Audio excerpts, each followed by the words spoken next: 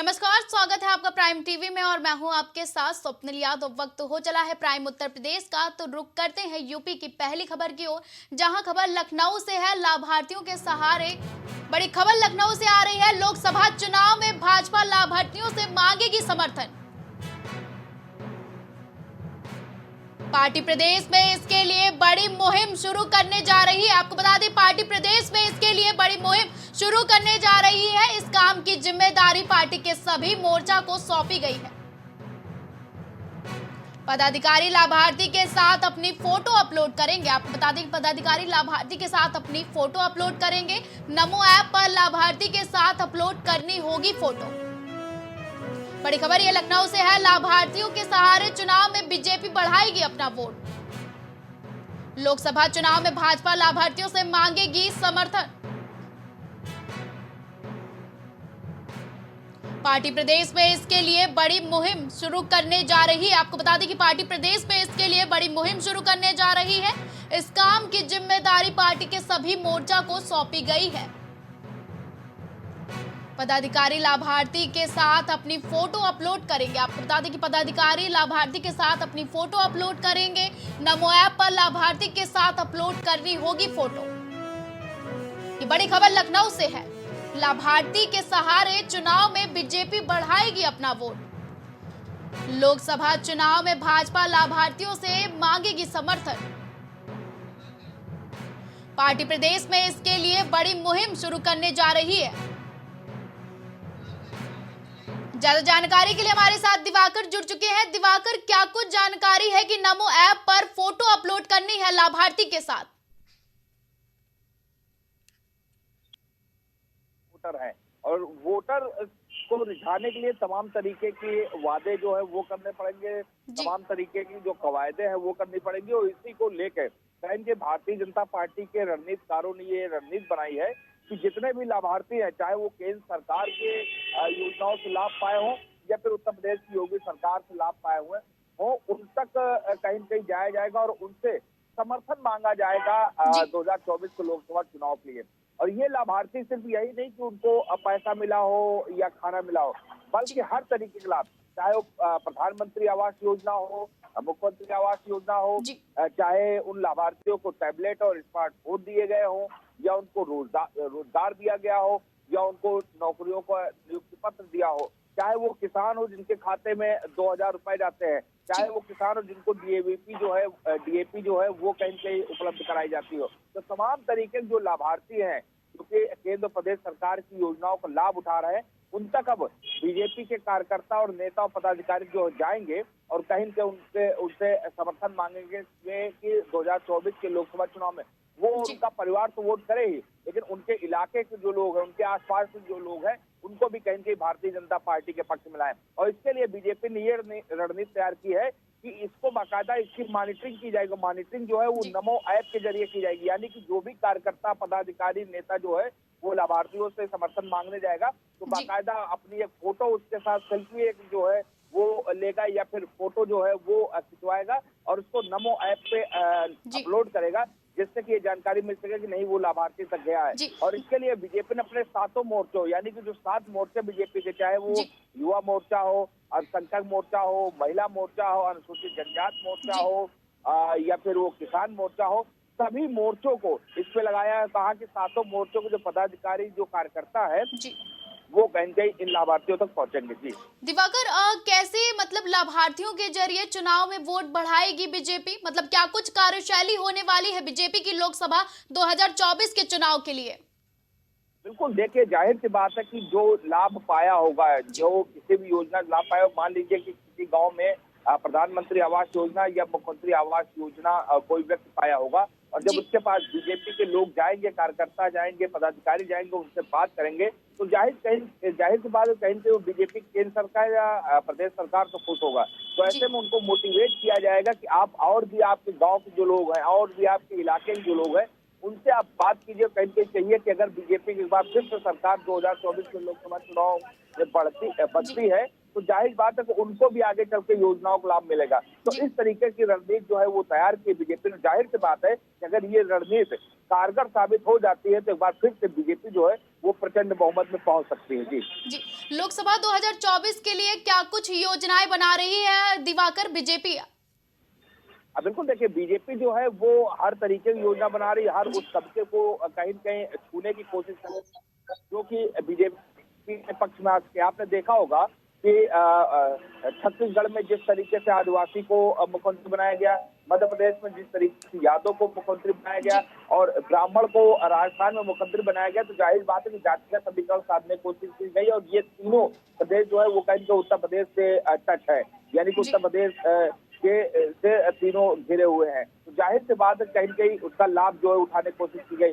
दूसरा, लाभार्थियों तक पहुंचेंगे तो गिनाएंगे, बताएंगे कि देखो हमने आपको लाभ दिया, आगे चल के और भी आपको लाभ मिलेंगे, और भी योजनाएं आ रही हैं, तो उससे लाभार्थियों को अपने पक्ष में लाएंगे, उनके आसपास के लोगों को अपने पक्ष में लाएंगे। तो ऐसे तमाम तरीके की रणनीति जो है वो बीजेपी ने बना रखी है, जिसके तहत वो धीरे धीरे आगे बढ़ रही हो, कहीं के 2024 के लोकसभा चुनाव में एक बार फिर से प्रचंड जीत हासिल करना चाहती है। जी, जानकारी के लिए बहुत बहुत धन्यवाद।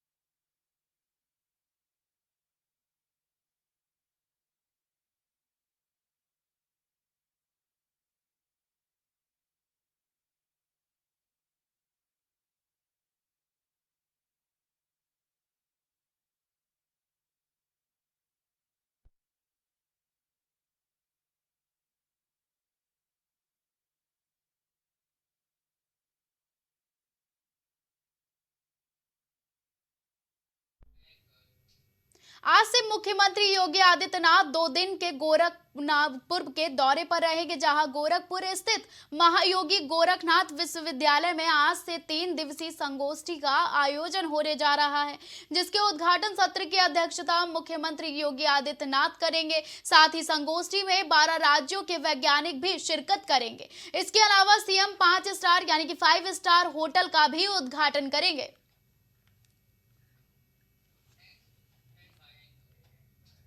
सुप्रीम कोर्ट में आज टीएमसी नेता महुआ मोइत्रा की याचिका पर सुनवाई होने वाली है। महुआ ने शीर्ष अदालत में कदाचार की वजह से लोकसभा से अपनी सदस्यता खत्म होने के खिलाफ याचिका दर्ज की है और टीएमसी नेता की याचिका पर जस्टिस संजीव खन्ना की अगुवाई वाली बेंच मामले की सुनवाई करेगी। महुआ मोइत्रा सांसदी जाने के बाद से ही इसे वापस हासिल करने के लिए कानूनी प्रक्रिया का सहारा ले रही है। महुआ मोइत्रा ने बुधवार को अपनी याचिका पर सुनवाई के लिए तारीख हासिल करने के लिए काफी कोशिश भी की। Chief justice of India DY Chandrachud ने याचिकाकर्ता को आश्वासन दिया है कि शीर्ष अदालत उनके मामले को तत्काल सूचीबद्ध करने के अनुरोध पर विचार करने वाली है। बता दें कि महुआ मोइत्रा को पिछले शुक्रवार कैश फॉर क्वेरी मामले में संसद से निष्कासित कर दिया गया। उन्होंने एथिक्स कमेटी के फैसले को मनमानी बताया, जिसने निष्कासन की भी सिफारिश भी की थी।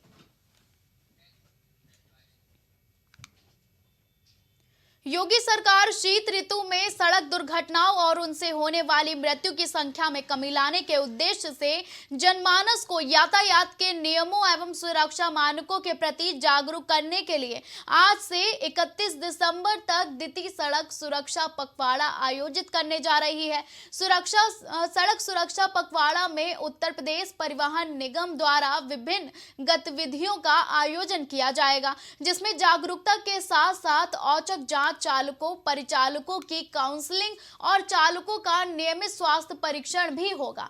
बता दें कि आज से शुरू हो रहे सड़क सुरक्षा पखवाड़े की शुरुआत परिवहन मंत्री दयाशंकर सिंह लखनऊ में 1090 चौराहे से करेंगे। पखवाड़े के दौरान परिवहन निगम ब्रेथ एनालाइजर डिवाइस के माध्यम से डिपो कार्यशाला एवं मार्ग पर औचक जांच कराएंगे। इसके अलावा परिवहन निगम की समस्त बसों की तकनीकी जांच कराकर ही बसों को आउट ऑफसेट कराया जाएगा। राजधानी लखनऊ के जानकीपुरम स्थित प्रभात चौराहे पर प्रदेश के नगर विकास और ऊर्जा मंत्री ए.के. शर्मा विकसित भारत संकल्प यात्रा में शामिल हुए, जहां ऊर्जा मंत्री ने जनसभा को संबोधित करते हुए कहा कि हमारा देश प्रधानमंत्री नरेंद्र मोदी के नेतृत्व में साल 2047 तक विकसित भारत बन जाएगा और मोदी ने देश को विकसित राष्ट्र बनाने की शुरुआत कर दी है और इसके लिए गरीबों, वंचितों, समाज के सबसे पिछड़े रहने वाले लोगों को सुविधा संपन्न बनाने की शुरुआत की गई है।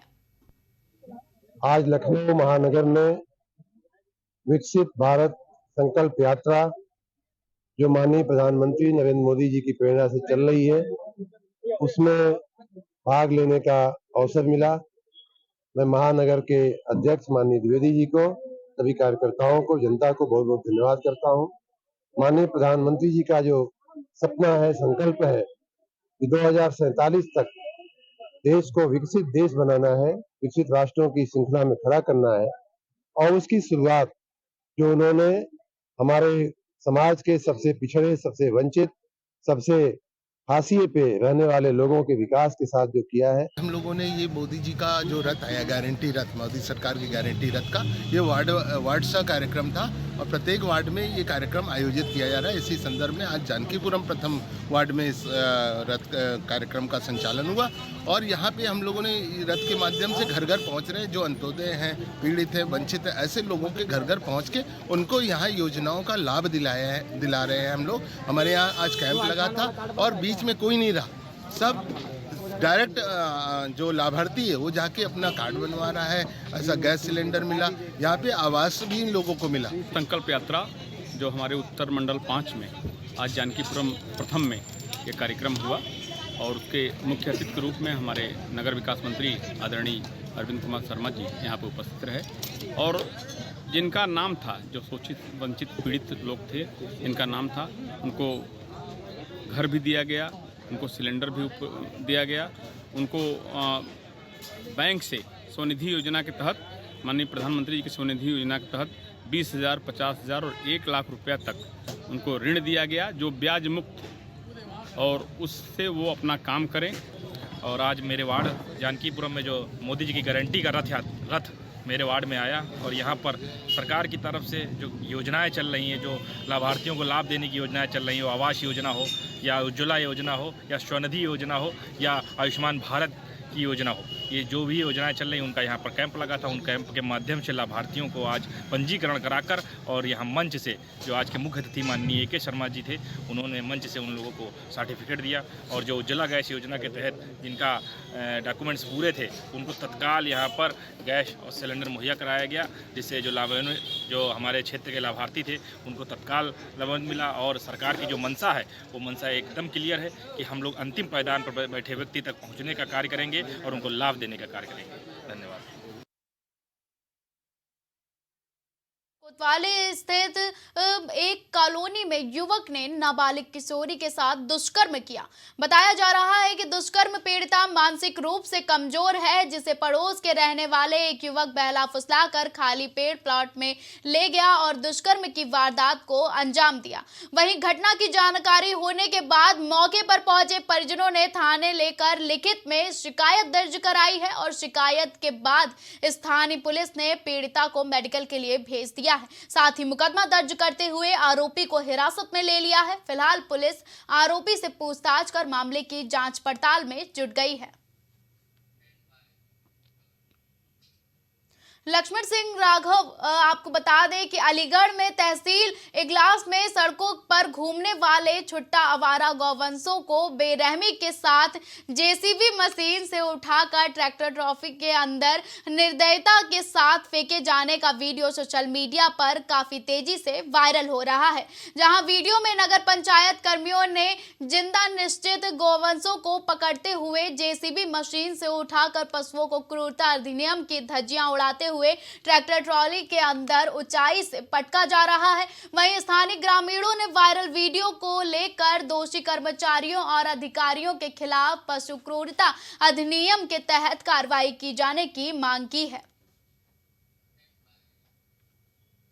बुलंदशहर के थाना सलेमपुर इलाके में चोरी की घटना में वांछित चल रहे दो बदमाशों के साथ सलेमपुर पुलिस की मुठभेड़ हुई और मुठभेड़ में दोनों तरफ के राउंड फायरिंग की गई और जहां फायरिंग में एक बदमाश को पैर में गोली लग गई, जिसे इलाज के लिए जिला अस्पताल में भर्ती कराया गया है और पुलिस ने दूसरे बदमाश को भी गिरफ्तार कर लिया है। फिलहाल पुलिस मामले की जांच में जुट गई है। संदिग्ध वाहनों की चेकिंग की जा रही थी, जिसपे अपाचे मोटरसाइकिल जो बिना नंबर की है, इस पे दो बदमाश आते हुए दिखाई पड़े, जिसको पुलिस टीम ने रोकने का प्रयास किया। ये रुक करके ना ये बम्बे की तरफ भागने लगे, जिस पे पुलिस टीम ने जब पीछा इनका किया तो इन्होंने पुलिस पे गोलियां चलाई। पुलिस टीम ने आत्मरक्षार्थ गोलियां चलाई, जिसमें एक बदमाश घायल हुआ। चंदौली में चकिया पुलिस और सर्विलांस टीम को बड़ी सफलता हाथ लगी है। बताया जा रहा है कि पुलिस 3 अंतर्राज्यीय गांजा तस्करों की गिरफ्तार कर लिया गया है और ऑटो में रखा 25 किलो अवैध गांजा बरामद कर लिया गया है। वहीं आपको बता दें कि पुलिस के अनुसार बरामद गांजा की अनुमानित कीमत 3 लाख से अधिक बताई जा रही है। फिलहाल पुलिस मामले की जांच में जुट गई है। यूपी के हरदोई में शातिर चोर गैंग के सरगना और पुलिस में मुठभेड़ हो गई, जिसमें गैंग का सरगना के पैर में गोली लग गई। बताया जा रहा है कि पिछले दिनों पुलिस की छापेमारी के दौरान 3 चोरों को गिरफ्तार किया गया था, जबकि गैंग के सरगना पुलिस को चकमा देकर फरार हो गए थे, जिसकी पुलिस ने घेराबंदी कर गिरफ्तार कर लिया। फिलहाल पुलिस मामले की जाँच में जुट गई है। कल रात हमारे शाहबाद थाना क्षेत्र के सांडी रोड में कुछ चोरों की सूचना मिली थी, जिसमें कि 3 चोर पकड़े गए थे शस्त्रों के साथ और सोने चांदी जेवरातों के साथ, और इनमें से एक सरगना भागने में कामयाब रहा था, जिसकी तलाश की जा रही थी। पुलिस ने रात में कॉम्बिंग किया, शाहबाद पुलिस और हमारी टीम स्वाट की टीम ने, तो दिलावलपुर के पास थाना शाहबाद में उक्त फरार हुए अभियुक्त ने पुलिस पर फायर करना शुरू किया। पुलिस ने भी जवाबी फायर किया है, जिससे कमरुल पुत्र अन्ना निवासी काजीपुरा बेलग्राम घायल हुआ है। यूपी के चंदौली में बहादुरपुर मार्ग पर सुबह तेज रफ्तार ट्रैक्टर की चपेट में आकर बाइक सवार 2 युवक घायल हो गए, जिन्हें वाराणसी ट्रॉमा सेंटर में भर्ती कराया गया, जहां इलाज के दौरान एक युवक की मौत हो गई। वहीं सूचना मिलते ही मौके पर पहुंची पुलिस ट्रैक्टर को कब्जे में लेकर आगे की कार्रवाई में जुट गई है।